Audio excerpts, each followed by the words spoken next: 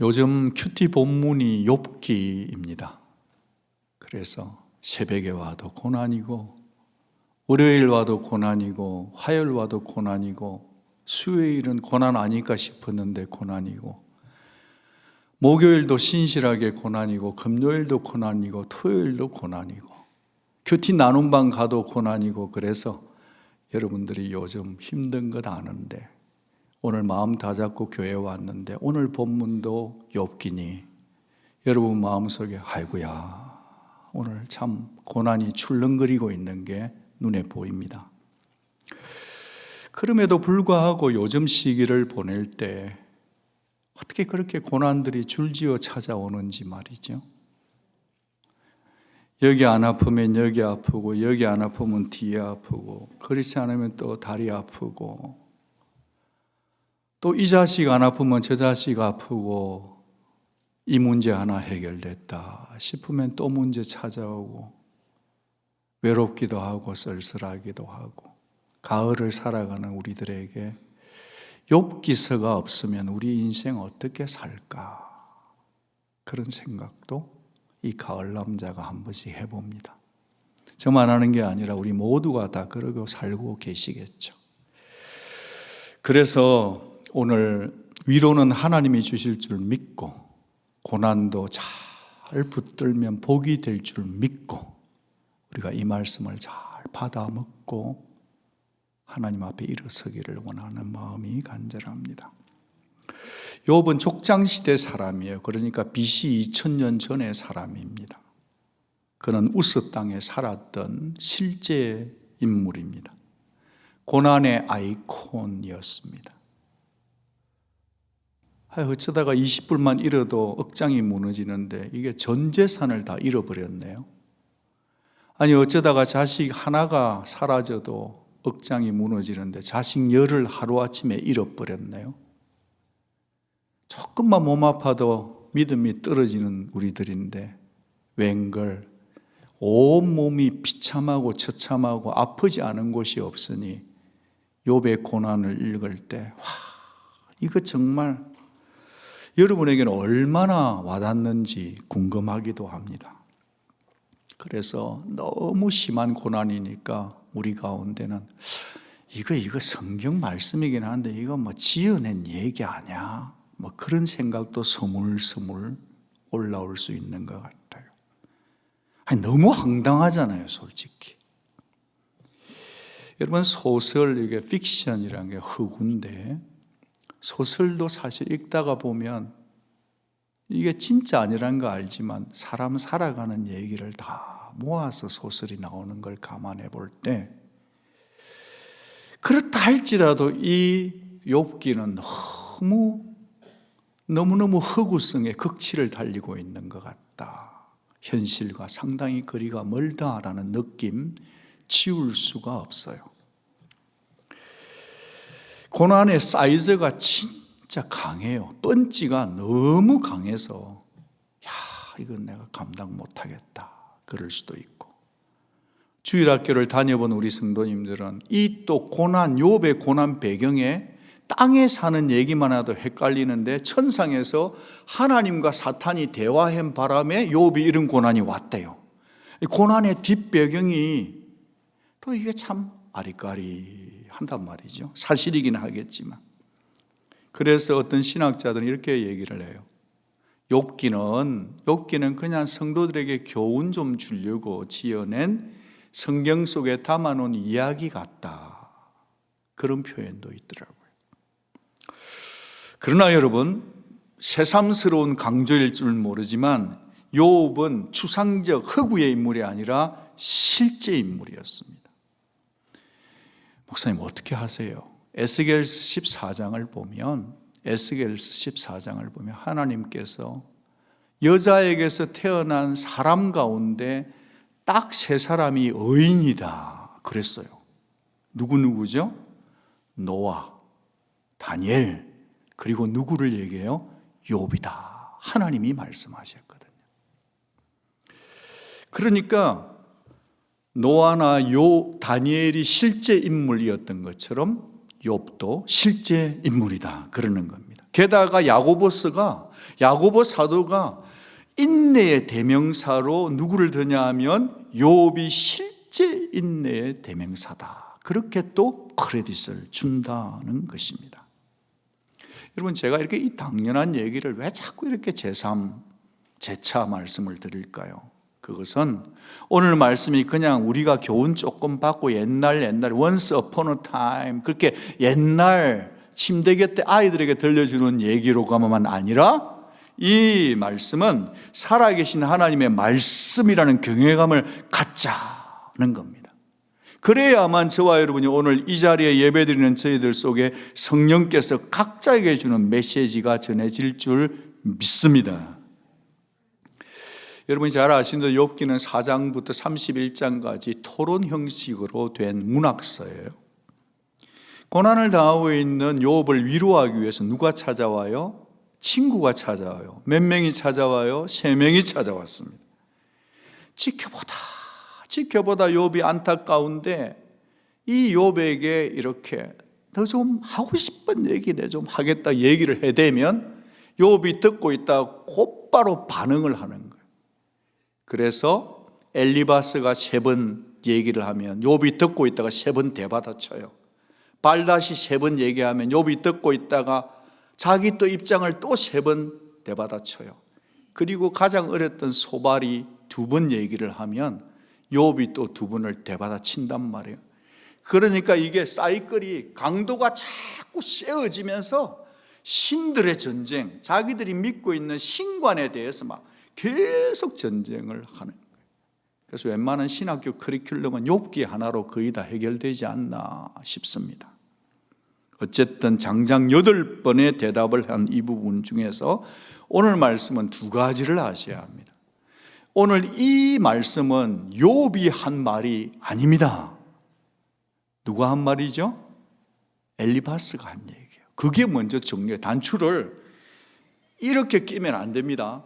이건 욥이 한 말이 아니고 누가 한 말이다? 엘리바스가 한 말이다. 그거부터 헷갈리지 않으셔야 됩니다. 그리고 난 다음에 오늘 말씀은 4장부터 시작되었던 엘리바스의 1차 변론의 연장선상에 있다는 거 기억해 주시기 바랍니다. 그러면서 우리는 이 말씀을 통해서 한 사람의 고통을 바라보시는 하나님의 눈, 시각과 하나님의 관점과 우리의 눈이, 우리의 관점이 얼마나 다를 수 있고 우리가 얼마나 잘못될 수 있는가를 보여주는 말씀입니다. 무슨 근거로 그런 얘기 합니까, 목사님? 그러면 고난을 받는 욥을 향해 하나님의 최종 판결, 선고문을 우리가 보고 그 얘기를 드리고 싶습니다. 그래서 하나님의 시각을, 고난받는 자를 향한 하나님의 시각을 교정해보고 싶습니다.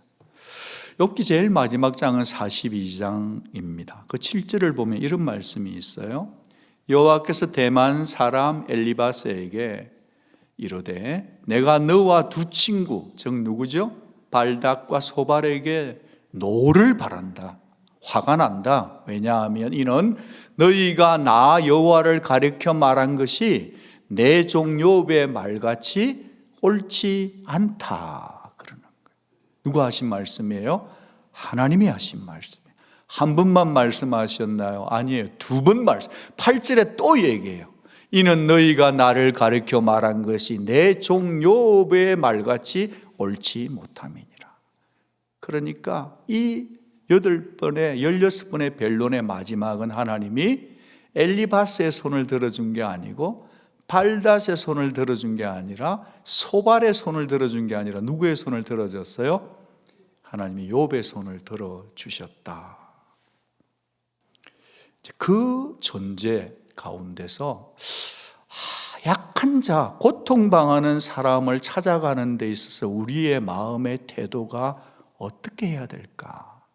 어떻게 고난당하는 자를 다가가는 게 지혜일까를 2가지를 생각해 보고 싶습니다. 그 첫째는 이겁니다. 마음이 아프고 고통당하는 사람을 다가갈 때 내 관점으로 짜맞춘 하나님으로 다른 사람을 몰아치지 않아야 되겠다. 그 태도가 뭐다? 지혜다. 그러는 거죠. 우리 모두에겐 다 하나님에 대한 이미지가 있어요. 내가 삶 속에서 만난 하나님, 내가 경험한 하나님이 있습니다. 그래서 그 경험이 있는 사람은 마음의 감격과 감동이 있죠. 하나님을 이론으로 정보로 아는 사람과 하나님을 삶 속에서 만난 사람은요, 뭐가 좀 달라요. 그래서 하나님은 이론으로도 알아야 되지만 경험되어져야만 알 수 있는 분이 하나님이세요. 왜냐하면 하나님은 관계의 하나님이기 때문에 그렇습니다. 하나님과 나와 관계가 안 되면 그 하나님은 내 남편의 하나님이 될 수밖에 없어요. 아니면 내 아내의 하나님이지 내 하나님은 아닐 수가 있어요. 내 친정 어머니의 하나님일 수 있는데 나의 어머니는 아닐 수 있는 거로 하나님은 나의 하나님이 되어야 된다. 그러는 거예요. 오늘 여기 말씀을 보면 엘리바스도 당연히 자기가 경험한 하나님이 계시네요. 엘리바스의 하나님이 계신데 문제가 있다는 거예요. 뭐가 문제였나? 그걸 단적으로 말하면 엘리바스는 자신의 경험과 지식의 틀에 짜맞춘 하나님을 하나님만을 생각하고 있다는 거예요. 게다가 한 걸음 더 나아가서 자기가 경험한 하나님, 자기가 아는 하나님이라고 하는 그 앵글로 모든 사람을 다 절징, 판단 내리고 있는 오류에 있다. 그게 문제다. 그러는 겁니다. 이 엘리바스는 찾아온 세 친구 가운데 제일 나이가 많은 사람, 연장자였습니다. 그 인생을 오래 사시다가 보면 보고 듣고 경험한 게 축적이 되어져요. 그래서 이제 성경에도 보면 흰머리가 교회 오거들랑 벌떡 일어나라, 예의를 갖추라 하는 것은 그분이 나이가 많아서 그러신 게 아니라 인생에 파란만장한 경험을 하셨기 때문에 그렇다. 그렇죠. 이제 오늘 엘리바스가 인생을 오래 살았기 때문에 나 해줄 말이 많아. 욥 네가 겪지 못한 걸 내가 알아. 내 경험은 이래 라고 입을 떼기 시작합니다.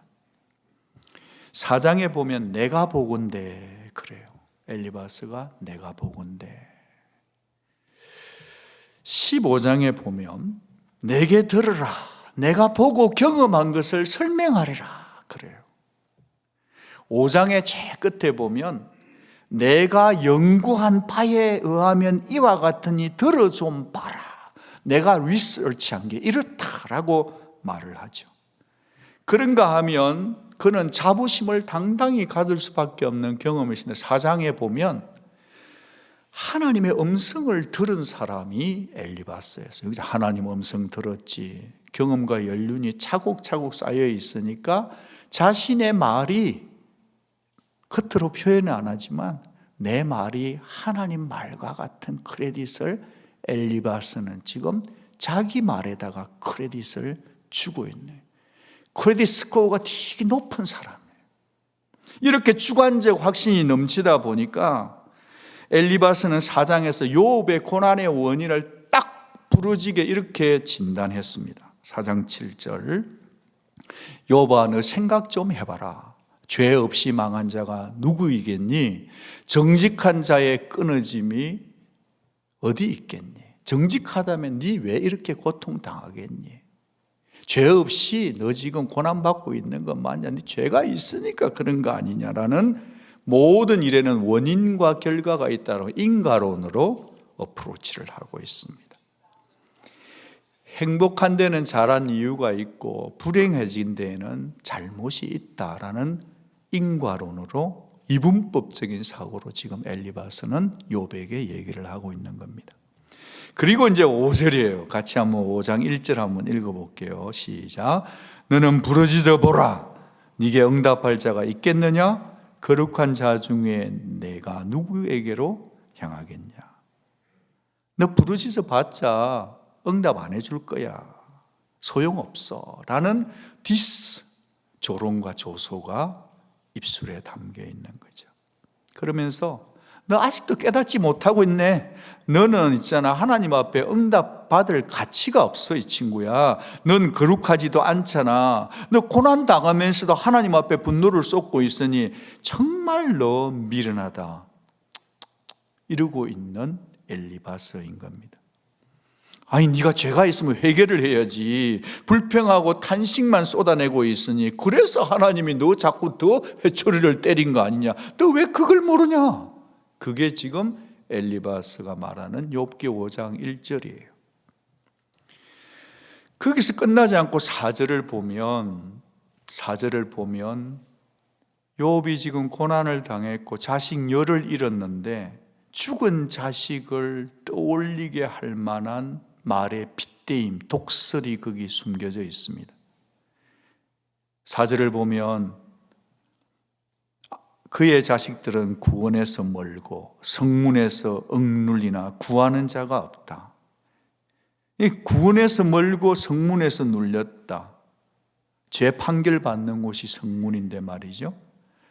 네 때문에 욥, 네 때문에 네 자식들 10명이나 죽은 거잖아. 생각해봐라. 이 우스 땅에 자식 10명이 하루아침에 죽은 자가 누가 있니 도대체? 네 죄 때문 아니냐. 칼을 푹 넣어가지고 돌리니까 욥의 창자와 애간장을 끊어내는 말이 지나가고 있는데, 그러지 않은 것처럼 하는데 실제로는 칼이 들어와서 아들 자식 열을 잃은 욥의 마음을 칼로 꽂고 난도질을 하고 있는 게 엘리바스입니다. 여러분이 정리할 것은, 성경은 자식 때문에 부모가 고난받지 않습니다. 자식 죄 때문에 부모가 징벌받지 않아요. 부모 죄 때문에 자식이 징벌받지도 않아요.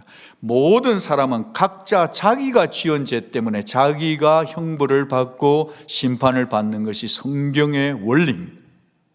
그럼에도 불구하고 엘리바스는 자신에게 경험된 하나님의 가치관으로 자식을 잃어버린 욥의 마음을 후벼 팔 뿐 아니라 갈기갈기 찢고 있는 모습, 소위 고통당하는 아픔을 겪는 친구를 위로한답시고 하는 얘기가 이렇더라는 거예요. 6절에서 엘리바스는 쐐기를 박네요. 재난은 티끌에서 일어나는 것이 아니다. 고생은 흙에서 나는 게 아니다. 재난과 고생은 이유 없이 티끌과 흙에서 나오는 게 아니거든. 그러니까 다 고만고만한 이유가 있는 거야. 네 죄를 좀 찾아봐. 네가 죄를 심으니까, 죄를 심었으니까 이 고난을 거두는 거 아니냐. 그리고 5장 7절을 근거를 갖다 댑니다.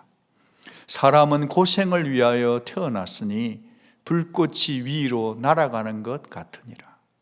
여러분, 장작불을 피우고 불꽃을 피우면, 불이 타면 불꽃은 항상 위로 솟구치게 되는 자연의 이치가 있어요. 그러니까 인생의 고난이 끊이지 않는 것이 자연의 이치인 것처럼, 네가 지금 이 고난의 불꽃이 튀고 있는 것은 네가 죄가 있기 때문이고 네 고난에는 이유가 있기 때문 아니냐. 그걸 좀 찾아봐라. 자연의 이치를 봐도 네가 당한 고난은 네 죄 때문이고 네 연약함 때문이다. 굉장히 타당성이 있는 논리였습니다. 여러분, 사람이 죄를 지으면 반드시 따라오는 징벌이 있죠. 성경에서 그걸 근거를 도와줘요. 아담이 에덴 동산에서 죄를 짓는 바람에 우리가 이렇게 고생하고 있는 거 아니에요. 사실 아담이 죄만 안 지었으면 우리가 이미 나눠서도 되었을지도 몰라요.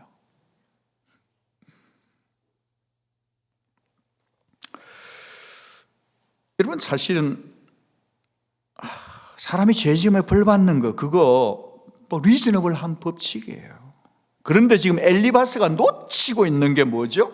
엘리바스가 놓치고 있는 논리의 전개가 있단 말이에요. 그건 뭐냐 하면, 보편적인 일반적인 진리를 예외를 두지 않고 모든 사람에게 일괄적으로 적용시키려 하는데 문제가 있다는 거예요.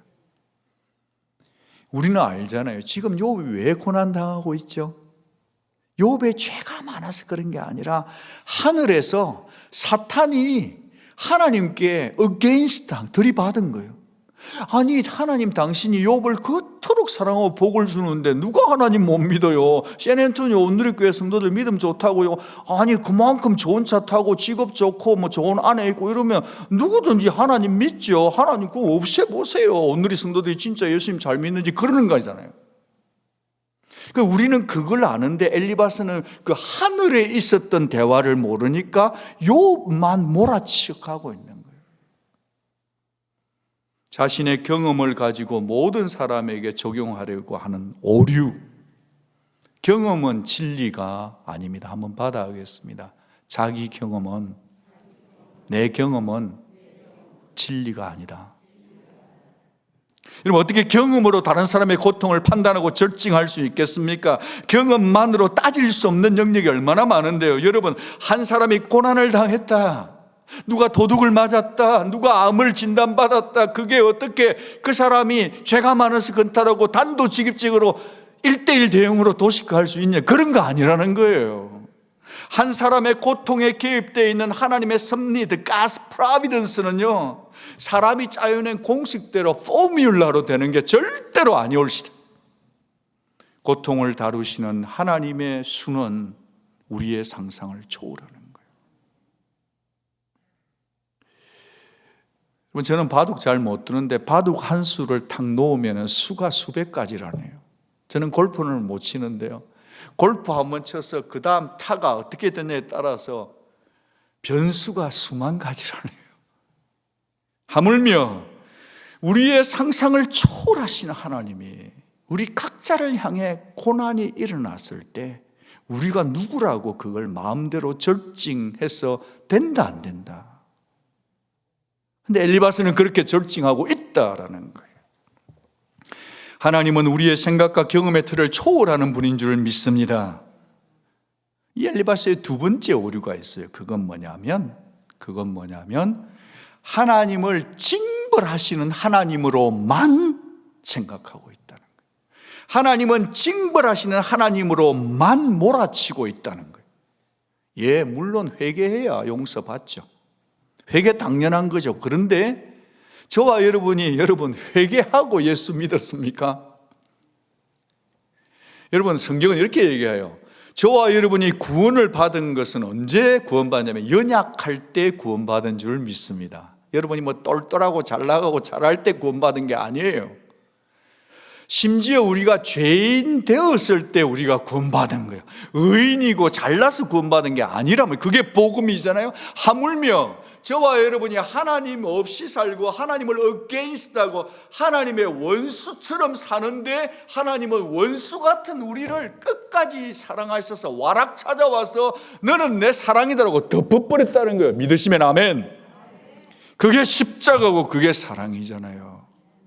우리가 회개했기 때문에 천국 간다 그러면 저와 여러분 천국 못 갈 사람 많습니다. 그러나 은혜로 나 같은 죄인, 우리 같은 죄인들을 무작정 unlimited, there is no condition, unconditional love로 덮어주셨기 때문에 저와 여러분이 천국 갈 수 있는 줄 믿습니다.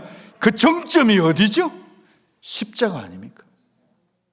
예수님이 십자가 달린 것이 죄가 있어서 죽으신 겁니까? 아니잖아요. 죄 없으신 분이 고난 당할 수 있다는 거예요.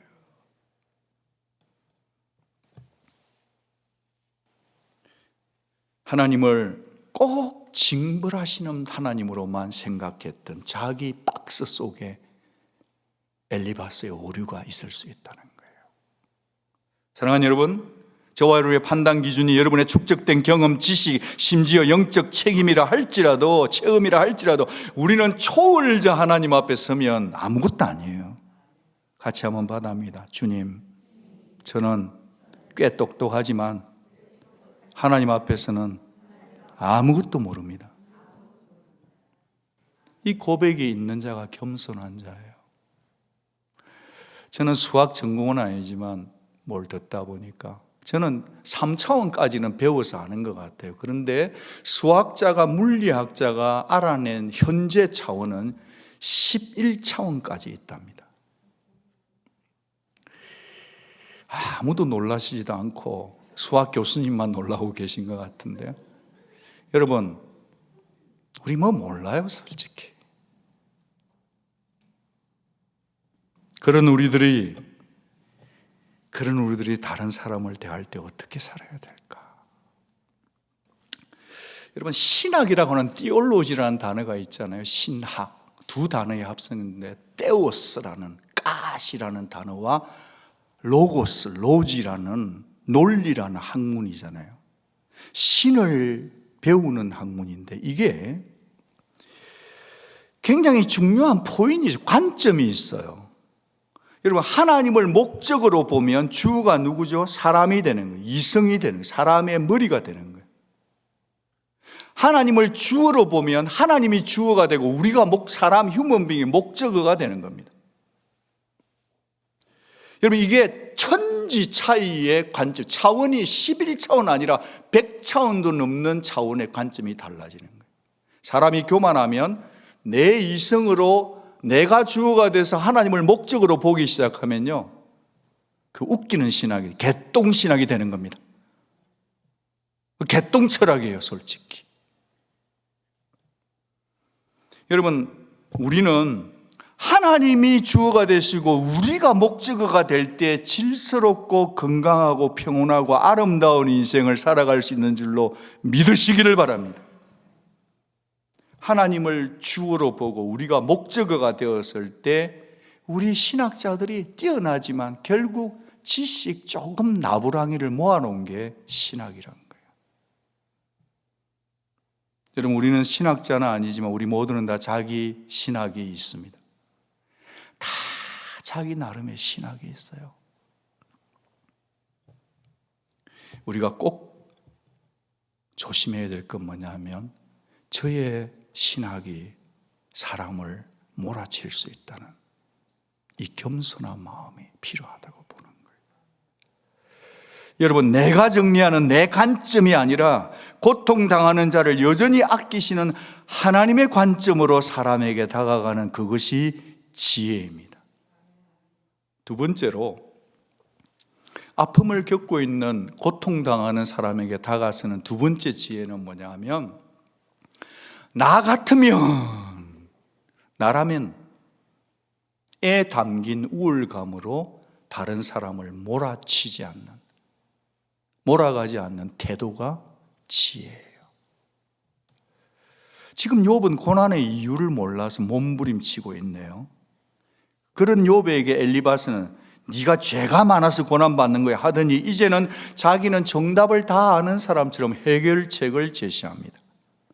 5장 8절, 여러분 거기에다가 성경에다 줄을 막 빡빡빡 그었으면 좋겠습니다. 5장 8절 같이 한번 읽어볼게요. 시작. 나라면 하나님을 찾겠고 내 일을 하나님께 어탁하리라.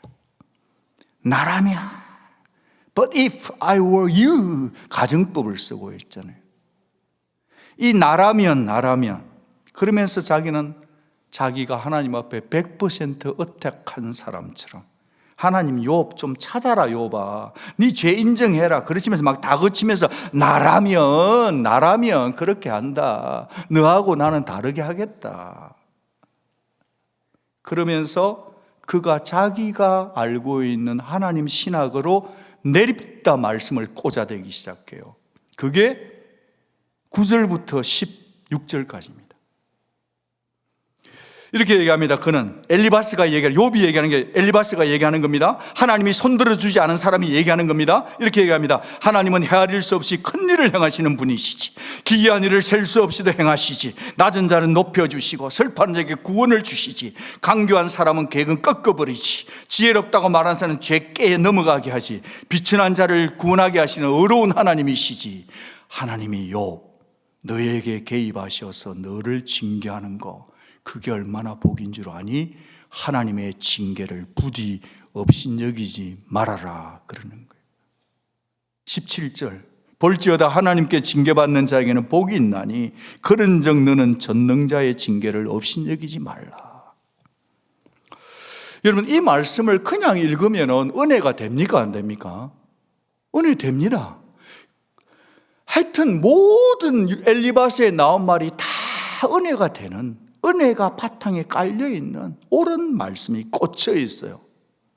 엘리바스 속에 있는 하나님은 틀린 하나님이 아니에요. 그런데 엘리바스에게 뭐가 문제죠? 왜 하나님이 엘리바스의 손을 들어주지 않고 욥의 손을 들어주냐? 그건 뭐냐? 태도의 문제라는 거예요. 태도, 애티튜드. 여러분, 자기 확신이 지나치다 보니까 교만이 느껴지는 우울감으로 가는 거예요. 전능자의 징계다라고 자기 스스로 결론 짓는 거죠. 하나님의 뜻하고는 아무 상관없는 180도 엇박자를 치면서도 자기가 옳다는 거죠. 자기 확신이 틀리지 않았으니까 욥을 교정을 좀 시켜야 되겠다고 막 지고 흔드는 거죠. 어떻게든 욥을 교정시켜야 되겠다는 자기 확신, 나 같으면 속에 갇혀서 사람을 몰아치고 있는 겁니다.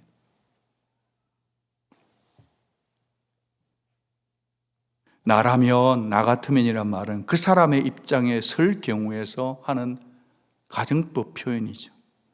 근데 나는 되는데 너는 안 된다. 욥 너는 나는 너같이 안 한다라는 타자에 대한 자기 비하가 깔려 있는 겁니다. 여러분, 욥은요 꽤 괜찮은 사람이에요. 욥이 그거 몰랐을까요? 나도 그 정도는 알거든. 니만 아는 거 아니거든. 반감이 안 생겼을까요, 욥이? 정작 만약에 엘리바스가 욥의 고난의 한 조각이라도 자기가 그 조각 한 조각이라도 자기가 쓴맛을 봤다면 이런 말 쉽게 할 수 있을까요? 다른 사람의 고통과 사정과 형편을 모르면서 너무 섣불리, 너무 함부로, 너무 판단하고 너무 정죄하는 그 모습, 엘리바스 속에 저와 여러분의 모습이 보여서 고민이 되는 거 아닐까요? 그 고민이 없다면 여러분은 지금 설교를 제대로 링크를 걸지 못하고 있는 것 아닐까요? 엘리바스처럼 아무리 하나님 말씀 들이대며 위로 백날 해봐도요, 받는 사람이 그 사람 속에서 나라면 그렇지 않겠다는 우울감의 스컹크의 냄새가 풍기면 아무도 듣는 사람은 은혜를 받지 못해요. 지금 욥은 고난을 겪는 중이잖아요. 그런 고난 겪는 자에게 한 수 가르치겠다. 그러면 오히려 상처만 더할 뿐인 거죠. 우리가 우울감은 가지지 않는다 할지라도 우리는 말을 참 조심해야 한다고 봅니다. 예컨대 우리가 예레미야애가 3장 33절 너무 은혜대로 말씀해요. 같이 읽어요. 주께서 인생으로 고생하게 하심이 근심하게 하심은 본심이 아니다. 근데 이 말은 중립인데 사용하는 자가, 전달하는 자가 여러분이 이 말씀을 가지고 누군가를 위로하러 갔는데 말이죠. 이거 봐, 주님이 고통 주는 거 본심 아니다. 너 지금 고통받고 있잖아. 그건 네가 죄가 있다고 이렇게 나가면 어떻게 되는 거죠? 우리는 얼마든지 그런 실수, 오류를 할 수 있다는 거죠. 정죄적으로 말씀을 몰아쳐갈 수 있다는 거죠. 그런데 때때로 하나님은 우리의 믿음을 자라도록 하기 위해서 우리에게 약간의 고통과 고난을 허용하실 때가 있다는 거예요. 예를 들어서 우리 아들이 있는데요, 길바닥에 넘어졌어요, 어릴 때. 제가 지켜보니까 저 정도면 일어나겠다 싶어요. 그래서 훈아 일어나, 괜찮아, 화이팅! 훈이 일어나, 하나 둘 셋, 그러면서 일어날 때까지 기다리잖아요. 일어나면 가서 와락 안아주잖아요. 부족한 애비도 그렇게 우리를 키우시는데 하늘의 하나님이 저와 여러분이 고난이 있을 때 당장 다가와서 여러분을 붙들어주고 위로해 줄 수 없어서 그러고 계신 것이 아니라 여러분이 이제 여러분의 환경을 받아들이고 조금 더 믿음으로 일어나고 고난을 툴툴 틀고 일어날 수 있기를 기다리면서 우리의 고난 속에서도 눈물이 흐르지만 일어나기를 기다리고 계시는 하나님일 수도 있다는 거죠. 주께서 그렇게 우리를 고난 속에서도 강하게 연단시키고 싶을 때가 있으신 하나님을 우리가 기억해야 하겠다.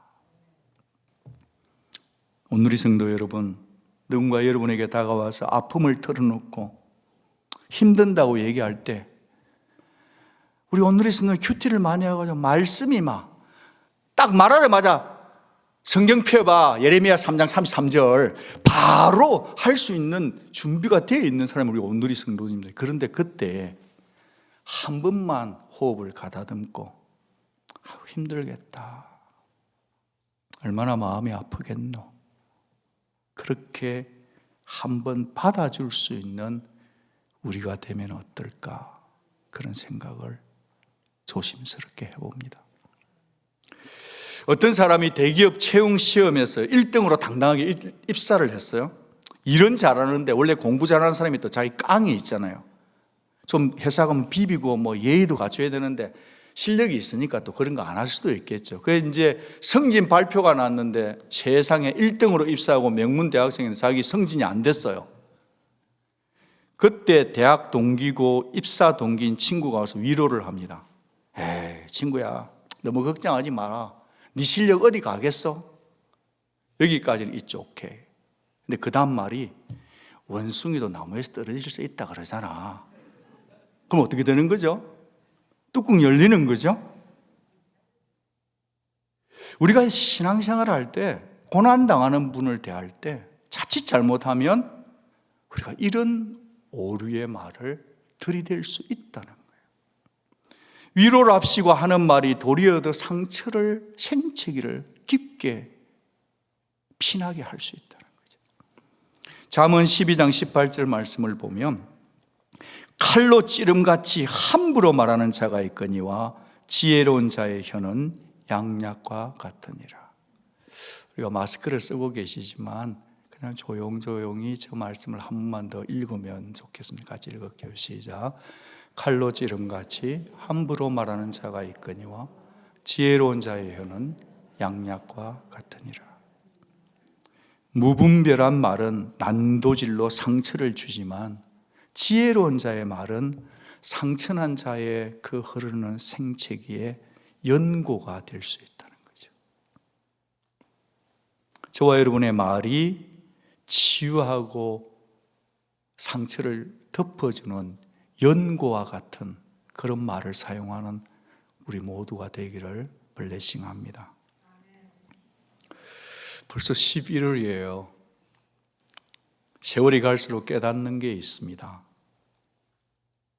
사람은 내가 겪은 고통의 깊이만큼만 다른 사람을 조금 위로할 수 있다는 걸 깨달아요.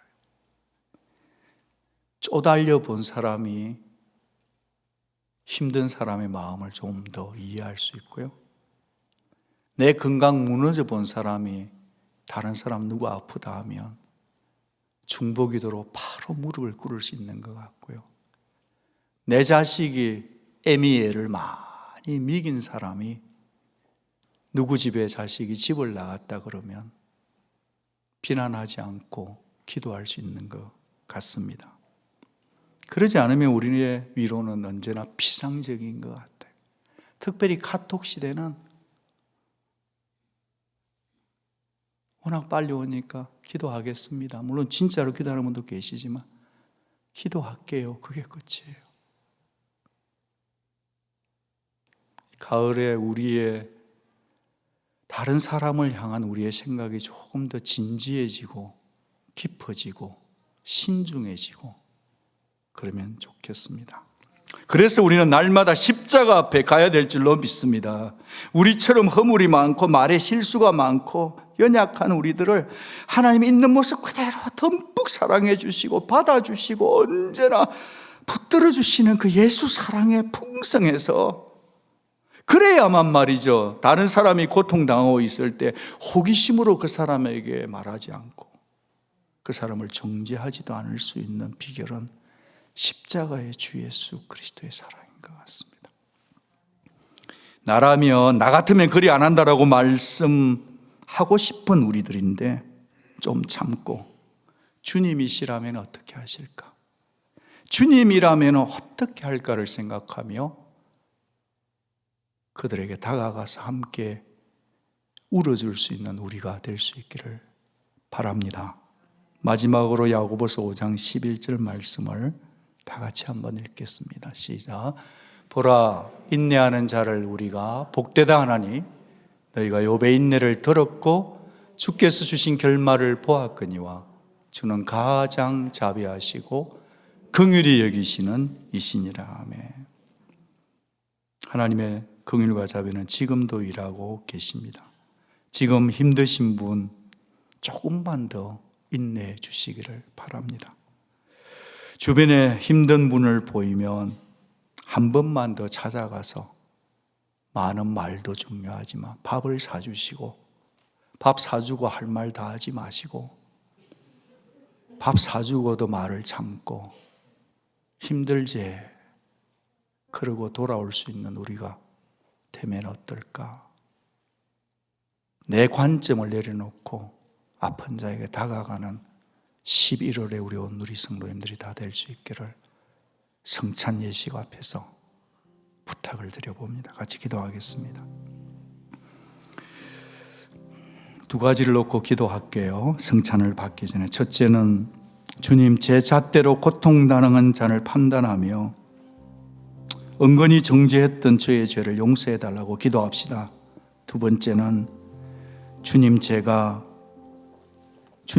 진정한 위로자가 되게 해달라고, 우는 자와 함께 우는 자가 되게 해달라고, 십자가 사랑으로 채워달라고, 나라면 그렇게 하지 않겠다고 남에게 말 안 했지만 생각했던 것이 생각난다면 회개하고, 이 시간에 우리 모두가 십자가의 예수님께로 다가갈 수 있는 우리가 되기를 원합니다. 그리고 성찬을 받고 싶습니다. 같이 기도하겠습니다.